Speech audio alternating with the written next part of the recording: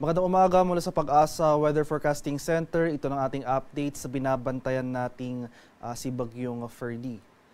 So kaninang madaling araw ay lumabas rin agad ng ating Philippine Area of Responsibility itong si Bagyong Ferdy. So may international name ito na Bebingka. So isa pa rin itong tropical storm at yung latest location natin kaninang alas 4 ng umaga ay sa layong 1,210 kilometers east-northeast ng extreme northern Luzon. Ito ay may taglay na lakas ng hangin na malapit sa gitna na umaabot sa 85 kilometers per hour, pagbugso na umaabot sa 105 kilometers per hour. Kasalukuyan itong gumagalaw west-northwestward sa bilis na 20 kilometers per hour. So kahit na nasa labas na ito ng ating PAR, makikita natin dito sa ating latest satellite images itong mga makakapal na kaulapan na umiiral sa malaking bahagi ng ating bansa ay ang patuloy na epekto ng southwest monsoon o habagat na hinahatak ng nasabing bagyo. At ito nga ang ating magiging lagay ng panahon ngayong araw sa ating bansa. So dito sa area ng Luzon, dahil sa epekto ng habagat, malaking bahagi pa rin ng southern Luzon, including Metro Manila, pati na rin itong areas ng Zambales at Bataan, makakaranas ng mataas sa tsansa ng mga kalat-kalat na pag-ulan na sinasamahan ng pagkulog at pagkidlat. Pinakamaapektuhan ng monsoon rains o yung mga direktang pag-ulan na dala ng habagat, itong areas ng Mimaropa at occasional rains naman dito sa area ng Kabikulan. Mas maaliwalas sa panahon naman na ating inaasahan sa rest of Central Luzon, pati na rin sa buong hilagang Luzon. Ngayon pa naman posible pa rin yung tsansa ng mga biglaan at panandaling ang buhos ng ulan na dulot nga ng trough o extension ng tropical storm sa labas ng ating Philippine Area of Responsibility.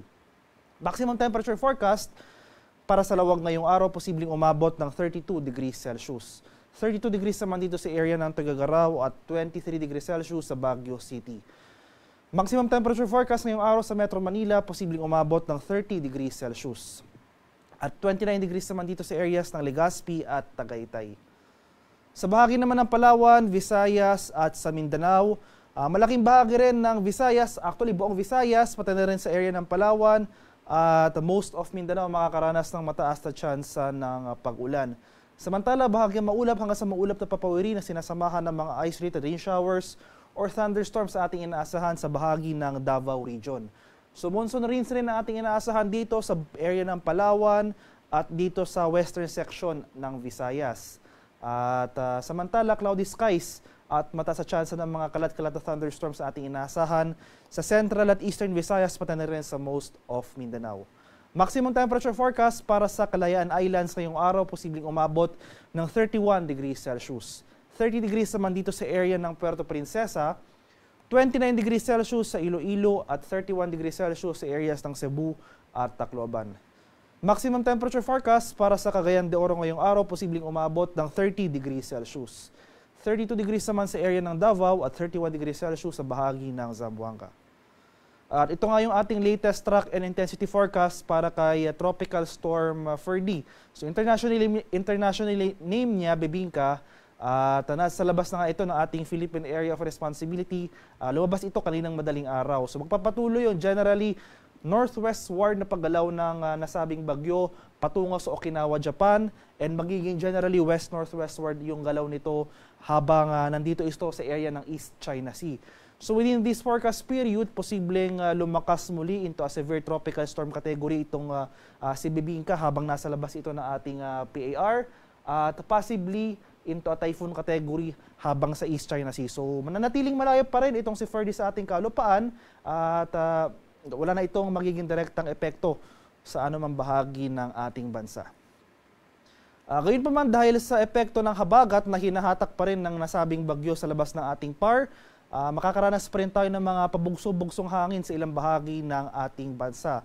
So starting today hanggang tomorrow, asahan natin itong mga pabugso-bugsong hangin sa mga areas ng Batangas, Mimaropa, Bicol Region, buong Visayas, sa Caraga Region, Northern Mindanao, Zamboanga Peninsula, Barm at Davao Region. Mababawasan yung mga pagbugso ng hangin sa areas ng Batangas at Barm pagsapit ng Lunes. In terms naman of rainfall o yung mga malalakas sa pag-ulan na dala ng habagat, significant amounts of rainfall pa rin na ating inaasahan in the next 3 days na dala ng southwest monsoon na hinahatak nga ng naturang bagyo. So 100 to 200 millimeters of rainfall, ito yung heavy to intense rainfall ating inaasahan dito sa areas ng Mimaropa, Western Visayas at Negros Occidental.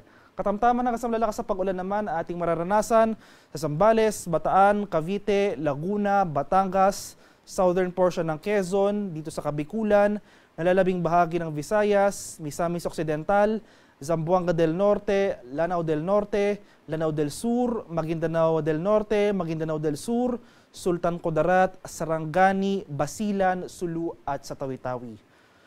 Unti-unti na mababawasan yung mga pag-ulan na dala ng habagat, especially dito sa areas ng Mindanao at sa central and eastern sections ng Visayas, starting tomorrow morning to Monday morning. Gayunpaman, posible pa rin yung mga heavy to intense rainfall, magpapatuloy dito sa areas ng Occidental Mindoro, northern portion ng Palawan, Aklan at Antique. Samantala, moderate to heavy rains naman ating inaasahan sa southern portion ng Quezon, buong Kabikulan, nalalabing bahagi ng Mimaropa, Negros Island Region, at sa nalalabing bahagi ng Western Visayas. Mababawasan pa yung mga pag-ulan na dala ng habagat pagsapit ng Monday morning to Tuesday morning, especially dito sa areas ng Quezon at dito nga sa area ng Negros Oriental. Gayunpaman, pagpapatuloy yung heavy to intense rains dito sa area ng Occidental Mindoro at sa northern portion ng Palawan. Moderate to heavy rains magpapatuloy dito sa nalalabing bahagi ng Mimaropa, Camarines Sur, Catanduanes, Albay, Sorsogon, Masbate, Negros Occidental at Western Visayas. Kaya sa mga nabanggit na lugar, for the next 3 days, posible pa rin tayo magtaas dyan. Yung ating mga kasamahan sa Pag-asa Regional Centers, posible pa rin mag-issue ng heavy rainfall warnings or rainfall advisories. Kaya sa mga nabanggit na lugar, patuloy po tayong maging handa at alerto sa mga banta ng pagbaha at pagguho ng lupa dahil inaasahan natin na tuloy-tuloy pa rin yung mga pag-ulan na ating mararanasan in the next 3 days na dulot niya ng habagat, especially sa areas ng Southern Luzon at ng Visayas. Sa kalagayan naman nating karagatan, as of 5 AM today, wala tayong nakataas na gale warnings, anumang baybay na ating kapuluan. Gayunpaman, iba yung pag-iingat pa rin sa ating mga kababayan na maglalayag, especially sa seaboards ng Southern Luzon, Visayas at Mindanao. Dahil sa patuloy na epekto ng habagat, posible pa rin tayong makaranas dyan ng moderate to rough sea conditions. Ito yung katamtaman hanggang sa maalong karagatan. At yan lamang po ang latest mula dito sa Pag-asa Weather Forecasting Center. Magandang umaga sa ating lahat. Ako po si Dan Villamil nag-uulat.